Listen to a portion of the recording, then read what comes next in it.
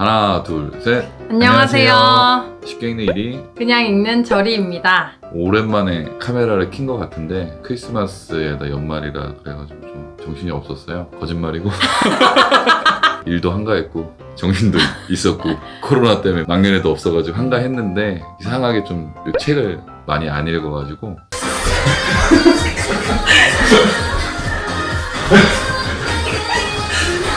내년엔 조금 더 성실한 모습 보여드리도록 하겠습니다.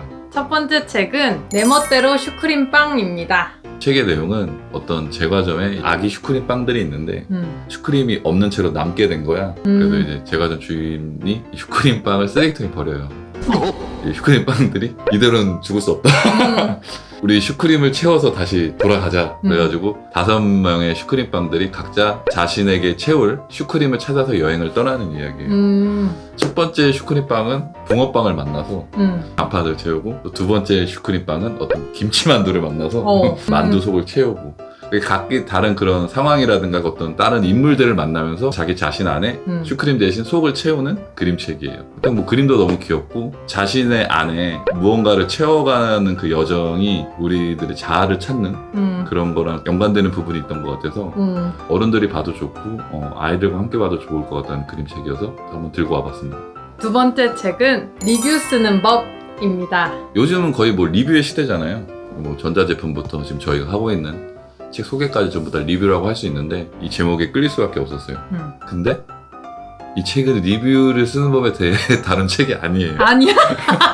정확히 말씀드리면은 비평을 쓰는 법에 대해서 다루고 있는 책이에요.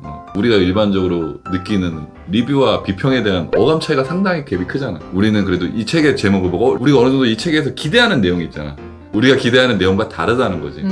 또 만약에 나도 이 책이 비평 쓰는 법이란 제목이었으면 나도 이 책을 안 봤을 거야. 제목만 보고 그런 관련된 내용을 기대하신 분은 조금 실망하실 수도 있을 것 같고, 저도 그 중에 한 명이었어요. 그럼 뭐 제목은 뭐 그런데 그럼 책의 내용은 어떠냐 그러면은 책의 내용이 나쁘진 않아요.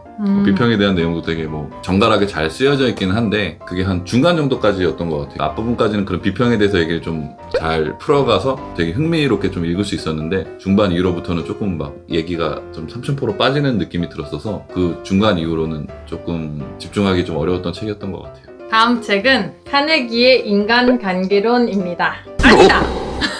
자기관리론입니다. 인간관계로는 아마 대부분의 사람들이 다 알고 계실 거예요. 자기관리론을 읽어보신 분들 많이 없는 것 같더라고요. 제목은 자기관리론인데 영어로 원제는 How to Stop Worrying and Start Living 이라는 제목이에요. 그러니까 직역하자면은 이제 걱정하지 않고 사는 법.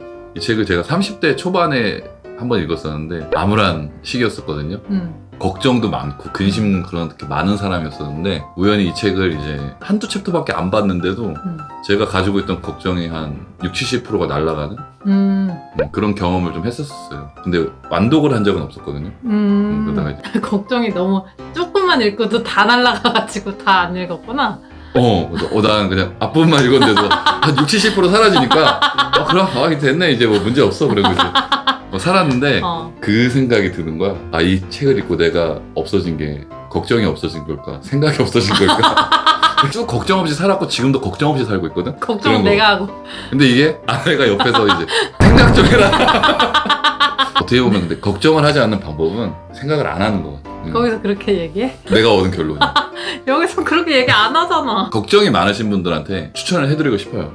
아쉬운 점 한 가지. 중간까지 내용이 너무 좋아. 뒤쪽에 종교 얘기가 좀 나오는 거지. 종교로 가지면 또 이제 믿고 의지하는 게 생기니까 경제적인 부분에 대해서 이렇게 얘기를 하는데 두 카테고리 부분은 약간 저희 한국적인 상황이나 정서에 맞지가 않아서 공감이 너무 안 되는 거예요. 그래서 중간 이후 부분 좀 굉장히 아쉬웠던 내용이 있었지만은 앞부분의 내용만으로 굉장히 큰 가치가 있는 책이라고 생각을 했고 카네기 책 장점 중에 하나가 유명한 고전이지만 굉장히 쉬운 책이에요. 사람들 카네기의 무슨 론 하면은 되게 좀 어려운 책일 거라는 인식이 있으신데 여러 가지 사례들을 모아놓은 책이거든요. 그 사례들이 어려운 사례들이 아니고 그냥 미국이나 이런 데서 있었던 그런 이야기들이에요. 여러 가지 그냥 그런 이야기들을 통해서 이 저자가 얘기하는 주장을 펼쳐나가는 책이기 때문에 굉장히 쉽습니다. 탈무드 같은 느낌이랄까? 탈무드도 뭐 옛날 이야기 모아놓은 거거든. 탈무드 안 읽어봤어. 탈무드 아니고 무두자 우세기. 다음 책은 모모입니다. 유명한 작가죠. 미하엘 엔데가 쓴 소설인데 현실적으로 일어나는 그런 일들을 다룬 소설은 아니고 동화 같은 느낌으로 판타지 같은 느낌으로 이제 진행이 되는 소설임을 미리 인지하시고 보시면 좋을 것 같아요. 저 처음에 보고 당황했거든요. 뭔가 자기 앞에 생? 이런 느낌으로 생각하고 이제 자기 앞에 생 주인공 이름이 뭐였지? 모모. 그래서 그렇구나. 줄거리는 이제 그 어떤 가난한 마을에 모모라는 아이가 있었는데 마음을 다해서 상대방의 말을 들어주는 특기가 있었어요. 사람들이 모모에게 와서 이런저런 얘기들을 막 하는 거예요. 그럼 모모는 그걸 가만히 앉아서 다 들어주니까 사람들이 그 속이 좀 시원해지기도 하고 자기가 또 이렇게 얘기를 하는 와중에 자기 스스로 뭔가 깨닫고 돌아가기도 해서 마을 사람들 모두가 이렇게 다 모모를 사랑하고 잘 살고 있었는데 회색 정장에 회색 모자를 쓴 그 회색 신사 집단이 있어요. 그 집단의 이름이 이제 시간저축은행이라는 집단이에요. 이 집단이 뭐 하는 곳이냐면은 사람들한테서 시간을 뺏어 사람들한테 여유가 없게 해. 그냥 일만 하게 만드는 그런 게 목적인 집단이에요. 근데 사람들이 모모랑 대화를 하면은 평화로워지니까 뭔가 자기들의 목적에 방해가 되는 거예요. 그래서 이 시간저축은행 집단이 이제 모모를 없애려고 하는 그 순간에 어느 시공간에 있는 시간을 관리하는 호라 박사라는 사람이 모모를 구출해서 모모와 함께 이 시간저축은행의 음모에 대해서 맞서 싸우는 내용이에요. 재미는 있는 거지? 아쉽게도 이 책의 유명세에 비해서 엄청나게 뭐 이렇게 감명 깊게 읽지는 못했어. 인상 깊었던 부분은 그 시간저축은행에 있는 한 영업사원이 이제 한 사람을 찾아가서 이제 영업을 하는 거야. 영업을 어떻게 하냐면은 당신의 인생을 뭐 한 60년을 산다고 치고 남은 시간 요거밖에 없다. 넌 시간을 지금 헛되이 쓰고 있어. 너 지금 시간 그런데 쓸 때가 아니야. 요 시간을 우리한테 저축을 해라. 이런 식으로 이렇게 설득하는 장면이 나오는데 모모를 좋아하던 친구들이 이 시간저축은행의 음모로 인해서 점점 그런 현실에 각박하게지는 그런 변화되는 모습들도 공감대가 조금 있었던 것 같아요. 이 시간저축은행에 권유하는 삶은 자본주의를 살고 있는 우리 현대인들의 모습을 좀 빗댄 것 같긴 한데 그런 시간이란 관념에 대해서 좀 생각해볼 만한 계획이 됐던 것 같아서 좋았던 것 같아요. 재밌을 것 같은데? 다음 책은 일간 이스라 수필집입니다. 이거는 2020년도 리미티드 에디션이에요. 일반 거랑 아마 판본이 조금 다를 거고요. 되게 책 괜찮더라고요. 그러니까 재밌게 읽었어요. 이스라라는 작가분이 사람들한테 이제 한 달에 10,000원 정도의 구독료를 받고 매일 글을 메일로 발송해주는 서비스를 했었는데 그때 그 글들을 엮은 책인 거죠. 근데 나는 그게 좀 신기하긴 하더라고. 사람들이 이 사람의 글을 읽기 위해서 돈을 지불하는 것도 신기하고 그 글이 자기에 대한 수필이잖아.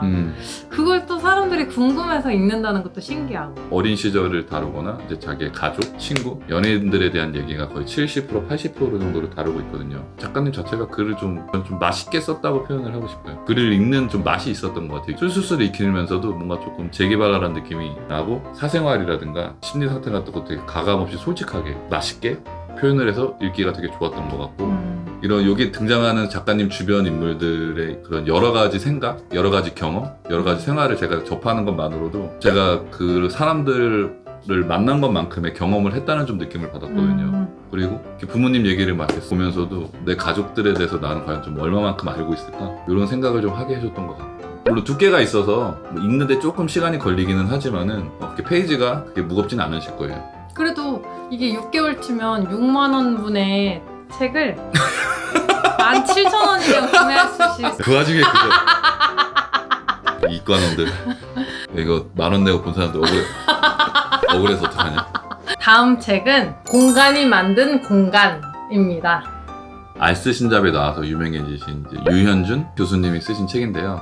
아시는 분은 아시겠지만 이분 직업이 건축가이시기 때문에 이 이전에 도시는 무엇으로 사는가, 어디에서 살 것인가 같은 그런 건축 관련된 책을 좀 내셨었는데 이전 짝을 좀 재밌게 읽었었기 때문에 공간이라는 관점에서 본 사피엔스, 지대논력, 생각의 지도 이런 느낌의 책이라고 보시면 좋을 것 같아요. 그러니까 건축 얘기만 하고 있는 게 아니고 그런 토대로 어떤 역사나 지리, 사회 문화에 대한 전반적인 이야기를 하고 있기 때문에 되게 재밌게 교양이나 지식을 쌓기에 좋은 책이라는 생각이 듭니다. 앞부분에 동양과 서양의 그런 건축 문화의 차이를 얘기를 하기 시작하는데 강수량이 큰 역할을 한다는 거죠. 강수량이 1000mm 이하인 지역은 밀농사, 1000mm 이상인 곳은 벼농사를 하게 됐고 필연적으로 벼농사는 단체 농업, 밀농사는 개인 농업. 그래서 이 농사법의 차이 때문에 동양은 좀 더 관계적인 가치관을 가지게 됐고 서양은 개인적인 가치관을 가지게 되었다.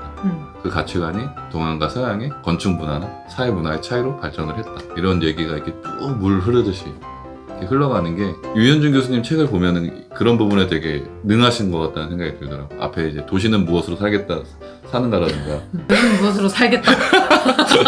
어떤 시작점에서부터 지금까지 쭉 이렇게 연결되는 과정을 되게 매끄럽게 설명을 해주시거든. 당연히 이제 건축 얘기도 나오고 공간 얘기를 하기 때문에 그런 물리적인 공간이 아닌 인터넷상의 사이버 공간에 대해서도 다루고 있어요. 그래서 그런 전반적인 그런 공간에 대한 얘기를 재밌게 풀어내고 계시기 때문에 되게 읽기 좋은 교양 서적이어서 추천을 좀 드리고 싶습니다. 다음 책은 참을 수 없는 존재의 가벼움입니다. 리커버판에서 일반 판본과는 모양이 좀 다릅니다. 책은 돕기다가 한참 유행할 때 책에서 극찬을 해주셔가지고 일단 독서 모임에서 같이 읽어보자 해서 읽었고요. 그때는 제가 사실은 내용도 재미없고 잠은 계속 오고 근데 요번에 읽을 때도 계속 잠들어가지고 거의 한 달 이상 읽은 것 같은데 불면증이 치료됐다며. 잠이 진짜 솔솔 와요. 근데 요번에는 좀 재밌게 읽었습니다. 다들 내용 아시죠?